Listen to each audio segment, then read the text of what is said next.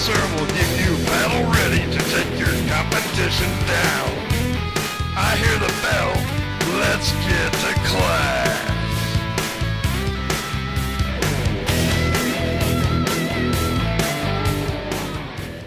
Welcome to Fantasy University once again. Alongside the professor, I'm NOSTER. And today we're going to be talking about NFC running backs from the NFC South and NFC West. We're going to change things up a little bit today. Normally I predict and the professor passes out the grades, but today I'm going to let the professor do some predicting and maybe I'll grade some players.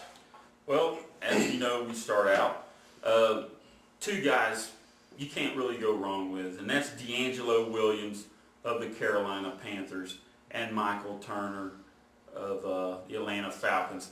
The only thing about D'Angelo, I'm a little worried now that Matt Moore's taken over the reins, how that will affect him, but I still think he'll be able to put up some pretty good numbers, but let's see what the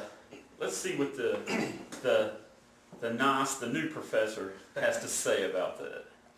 Well, I like D'Angelo Williams, and I think who's ever putting the ball in his arms will get it there successfully, whether it's Matt Moore, Jake Delhomme from last year, or Jimmy Clausen.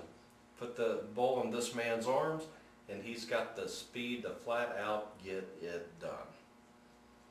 And your other guy, Michael Turner, as long as he's back from the injury, the guy is a beast, and he can just pound out the yardage. He proved it in San Diego. He got the experience learning how to play the game, standing behind LT, and now he's putting it into play. He's just an absolute automatic Pro Bowl starter as long as he's healthy. Well, is there anybody else other than those two guys that if you can't get either one of those guys, you'd look at? Well, there's a good player on a bad team, and normally I try to shy away from situations like that. But the guy, no matter how bad the team is, puts up virtually the most 100-yard rushing games every year. And that's Steven Jackson of the St. Louis Rams. No matter how bad the rest of the team is, he's an aberration in this category because he puts up the numbers. And if you've ever seen this guy play, it's like, it doesn't matter if the offensive line don't block. He is so strong, and it's like he's playing so mad and furious.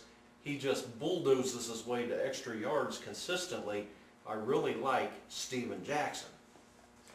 And since we're switching rules here, yes, maybe you want to play the Professor Predicts and give us some good sleepers here.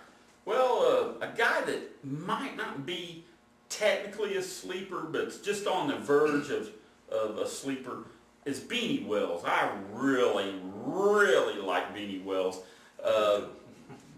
Arizona says, hey, we're going to run the ball more, and that means more Beanie Wells. The last half of this season, he really started picking it up, and I look for Beanie Wells to shoot up the charts in terms of the ranking. I'm kind of jealous here, wishing I could have done the sleeper situation, because that's the exact guy I would have picked too. Excellent sleeper choice. Well, thank you. And since we're changing up, how about some grades? Okay. The New Orleans Saints running back situation. It seems like the Saints are like a pinball team. I mean, they just putting points up. So who would you take basically, and what grades would you give them in terms of the running back situation in New Orleans, please?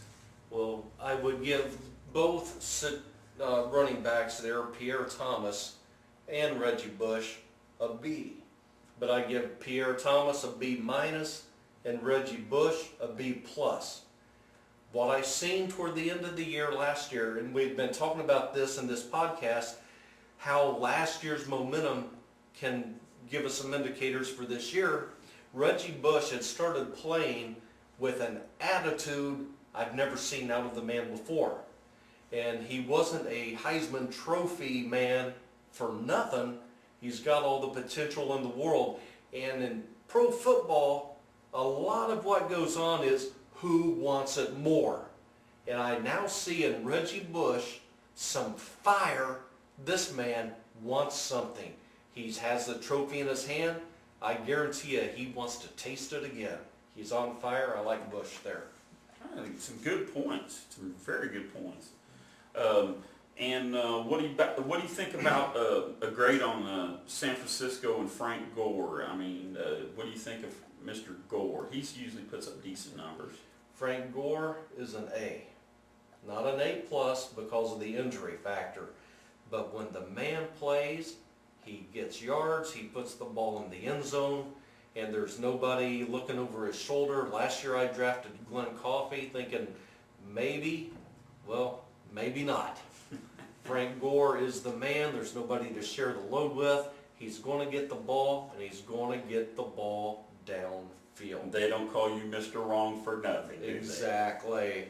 So if you had a choice between Gore and Jackson, would you take Jackson still?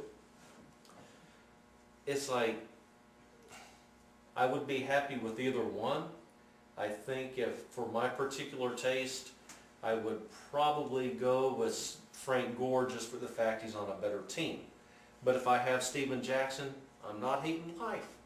I'm very happy with that pick. And if you have any questions, you can email us at fantasyuniversity00@yahoo.com. I'm the professor. He's Noster. Have a good day and a better tomorrow.